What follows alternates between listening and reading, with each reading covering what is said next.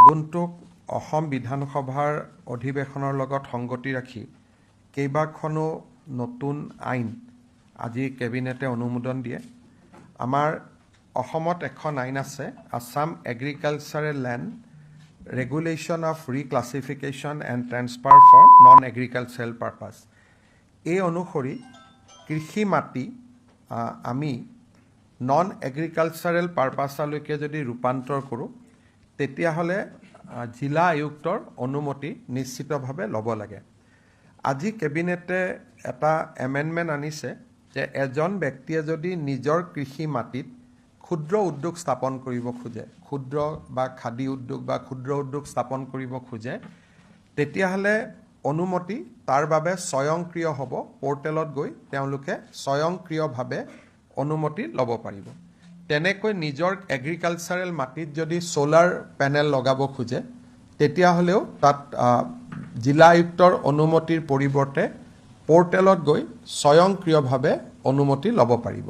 Basically এটা শব্দত ক'ব গ'লে যে এতিয়াৰ পৰা ক্ষুদ্ৰ আৰু খাদী উদ্যোগ স্থাপন কৰাৰ কাৰণে আৰু ছ'লাৰ পেনেল স্থাপন কৰিবৰ বাবে কৃষি মাটি পৰিৱৰ্তন কৰাটো অট'মেটিক হ'ব। তাত জিলা আয়ুক্তৰ অনুমতিৰ প্ৰয়োজন নাথাকিব। আজি কেবিনেটে এই আইনখন বিধানসভাত আনিবৰ বাবে অনুমতি প্ৰদান কৰে। দ্বিতীয়তে, অসমত প্ৰাইভেট বিশ্ববিদ্যালয় কৰিলে এটা লিমিটেশ্যন আছিলে যে কিমান মাটি লাগিব, কিমান এণ্ডাওমেণ্ট ফাণ্ড লাগিব। আজি আমি ইয়াৰ আগতে এখন প্ৰাইভেট বিশ্ববিদ্যালয় কৰিব বিচাৰিলে গাঁও অঞ্চলত 60 বিঘা মাটিৰ প্ৰয়োজন আছিলে।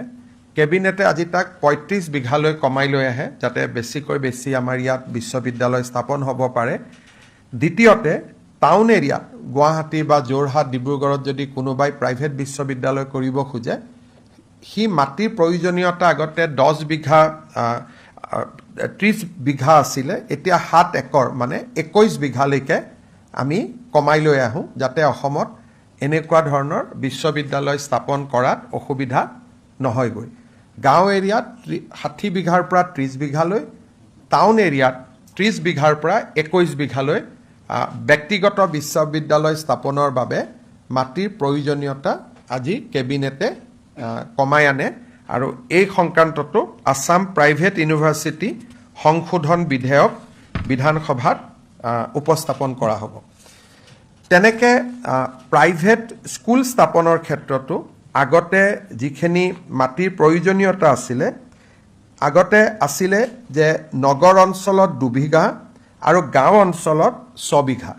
এতিয়া আমি LP আৰু ছেকেণ্ডাৰী বিদ্যালয় স্থাপনৰ বাবে আৰবান এৰিয়াত আমি 2 বিঘাৰ জেগাত 1 বিঘালৈকে কমাই আনো, গাঁও এৰিয়াত আমি 6 বিঘাৰ জেগাত 3 বিঘালৈকে আমি কমাই আনো। কিন্তু ইয়াত কেইটামান কণ্ডিশ্যন থাকিব যে বাউণ্ডৰী ৱাল লাগিবই, লেডিজ টয়লেট বা গাৰ্লছৰ বাবে টয়লেট লাগিবই, ড্ৰিংকিং ৱাটাৰৰ ফেচিলিটি লাগিবই আৰু স্কুলখনত ডিজাষ্টাৰ মিটিগেশ্যন, ডিজেবল ফ্ৰেণ্ডলি, দিব্যাংগসকলে যাতে স্কুলখন ব্যৱহাৰ কৰিব পাৰে তাৰ কাৰণে ফেচিলিটি আৰু ডিজাষ্টাৰ প্ৰুফ হ'ব লাগিব। আমি যদিও মাটিৰ ৰিকুৱাৰমেণ্টটো কমাই আনিছোঁ কিন্তু ছেফটি মেজাৰ আমি বেছি দিছোঁ যাতে বাউণ্ডৰী ৱালৰ পৰা আদি কৰি গাৰ্লছ টয়লেটৰ পৰা গোটেইখিনি ব্যৱস্থা থাকিব পাৰে। প্ৰাইভেট ইউনিভাৰ্চিটি আৰু প্ৰাইভেট বিদ্যালয় এই দুইখনৰ ক্ষেত্ৰত আজি আমাৰ মাটিৰ যিটো প্ৰয়োজনীয়তা আছিল আগতকৈ আমি কমাই লৈ আহিছোঁ আৰু এইখনো বিধেয়ক সদনত উপস্থাপন কৰা হ'ব। আছাম টি কৰ্পৰেশ্যন লিমিটেডৰ যিসকল এক্সিকিউটিভ আছিলে, শ্ৰমিক নহয়, এক্সিকিউটিভসকলে VRS ল'বৰ কাৰণে বিচাৰিছিলে। আজি আমাৰ কেবিনেটে 9,75,00,000 টকা মঞ্জুৰ কৰে আছাম টি কৰ্পৰেশ্যনৰ এক্সিকিউটিভসকলৰ VRS, শ্ৰমিকৰ নহয়, অকল এক্সিকিউটিভ মেনেজাৰ, এছিষ্টেণ্ট মেনেজাৰসকলৰ VRSৰ বাবে। আমাৰ ফেয়াৰ প্ৰাইচ শ্বপৰ ৰেজিষ্ট্ৰেশ্যনৰ সময় 30 জুনলৈকে আছিল নৱীকৰণৰ সময়। ফেয়াৰ প্ৰাইচ শ্বপসমূহৰ নৱীকৰণৰ সময় 31 ডিচেম্বৰলৈকে বঢ়াই দিয়া হয়। আজি আমাৰ কেবিনেটে অসমৰ হোমষ্টেসমূহৰ ৰেজিষ্ট্ৰেশ্যনৰ কাৰণে এখন বিধি অনুমোদন কৰে। ইয়াৰ ফলত আমাৰ হোমষ্টেসকলে এটা নিৰ্দিষ্ট পৰ্টেলত গৈ ৰেজিষ্টাৰ কৰিব পাৰিব আৰু প্ৰত্যেক 3 বছৰৰ মূৰে মূৰে তেওঁলোকে অট'মেটিক ৰিনিউৱেল কৰিব পাৰিব। আগতে হোমষ্টে মানে 6টা ৰুম থাকিব লাগিছিল, এতিয়া আমি হোমষ্টেত 8টালৈকে ৰুম আমি বঢ়াই দিছোঁ আৰু তেওঁলোকৰ পঞ্জীয়নটো অনলাইন অট'মেটিক হ'ব পৰাকৈ আমি সুবিধা কৰি দিছোঁ।